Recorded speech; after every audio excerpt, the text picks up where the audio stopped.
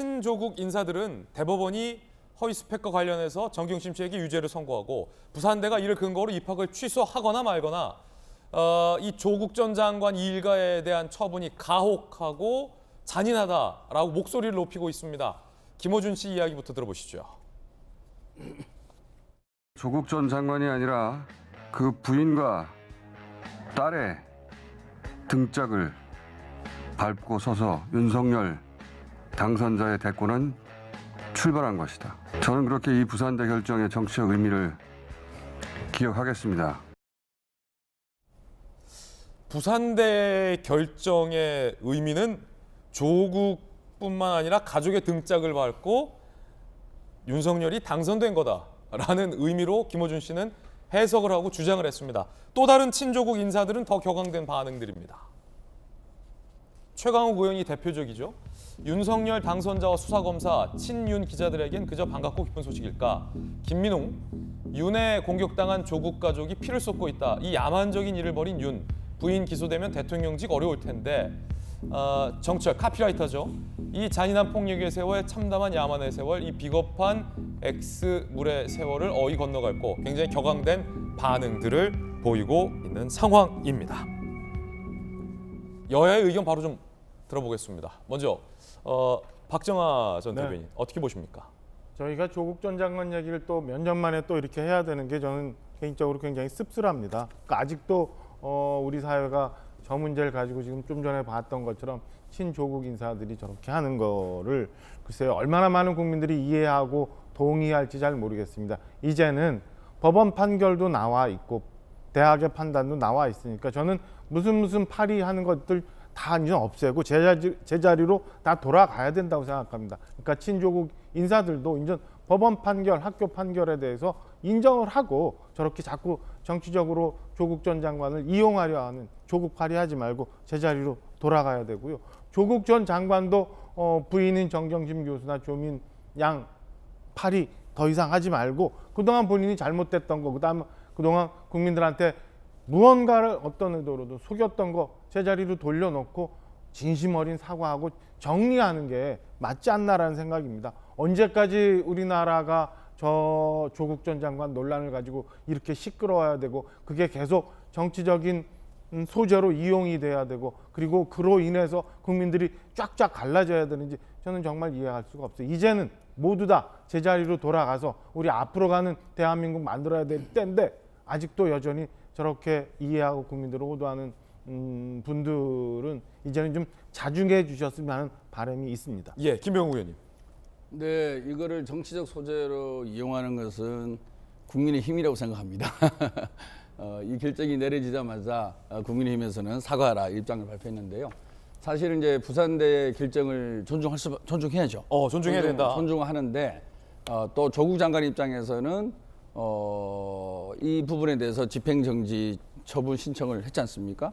이게 일주일이면 결론이 납니다. 예, 일주일을 좀 참아주는 것도 저는 국민의힘에서의 아량을 보여줘야 되지 않을까. 사실 이게 조국 본인의 문제로부터 시작해서 가족 전체가 지금 사법적으로 그다음에 여러 정치적으로 힘든 처지에 들어간 거 아니겠습니까? 예. 따라서 가족의 입장에서는 이 부분에 대해서 억울하고 또 잘못 알려진 부분 또 과장된 부분에 대해서 해명하고 싶은 생각이 충분히 있을 거라고 생각합니다. 그리고 일주일 정도면 집행정지돼서 법원의 판결이 나오기 때문에 좀 참아줄 필요가 있다고 생각하고요. 저희 민주당에서 아직 공식 입장을 내지 않고 있다는 것을 국민들께서 좀 알아주셨으면 좋겠습니다. 최강욱 의원 등의 입장은 민주당의 공식 입장과 그렇죠. 상관없다. 예, 우리 민주당원이지만 우리 민주당의 공식 입장은 아니고 아까 우리 MC께서 말씀하신 대로 조국의 강이 생각보다 넓고 깊습니다. 그만큼 이 사건이 의미하는 바가 크다는 거죠. 예. 다시 말해서 그동안의 개혁 진보 세력의 도덕성 그리고 청렴성, 공정성 이런 부분에 대해서 다시 한번 우리 스스로 반성하고 성찰하고 되돌아볼 수 있는 그런 사건이었다는 건 분명히 제가 인식을 하고 있고 이재명 후보도 내로남불이라는 단어를 만들게 된 이런 부분에서 사과하기도 했지 않습니까? 또 한편 사실 조국 가족이 겪는 아픔 컸던 거는 또 부인할 수 없습니다. 한 100번의 압수수색이 있었거든요. 과연 이 사건에 있어서 100번의 압수수색을 통해서 이렇게 신상을 탈탈 터는 검찰의 모습을 보면서 현재 검찰이 제대로 공평하게 누구에게나 평등하게 법의 잣대를 대고 있는지라는 부분에 대해서도 많은 사람들이 의문을 가지고 있고, 그래서 지금 검찰개혁의 필요성이 다시 또 부각되고 있는 거 아니겠습니까? 그리고 우리 대선 과정에서 또 김건희 씨의 논문 표절 또는 허위 경력, 본인 논문으로 사과를 했죠. 이런 부분에 대해서는 전혀 수사가 진행되고 있지 않는 상황, 이런 것들이 대비가 되는 거죠. 이 대비가 되면서 이 조국 장관으로 대표되는 이러한 그 불공정과 내로남불이 반드시 우리 민주당에만, 조국 가족에게만 해당될 수는 아니다. 이것들이 공평하게 예. 대선 후보든 배우자든 함께 적용되는 그런 어떤 검찰의 모습과 사법당국의 모습이 보여질 때 이 조국 사건의 진정한 의미가 우리 정치의 발전에 기여하지 않을까, 그런 생각을 하고 있습니다. 예, 조국의 강폭은 생각보다 넓고 깊이도 깊다. 이재명 후보는 강폭이 넓다고 했는데 김병호 의원은 이제 깊이도 깊다를 추가해 주셨어요. 흥미로운 표현이었습니다. 그런가 하면 과거 문재인 캠프에서 활동하다가 이번 대선에서 윤석열 지지 선언을 한 심평 변호사는 이런 얘기를 했습니다.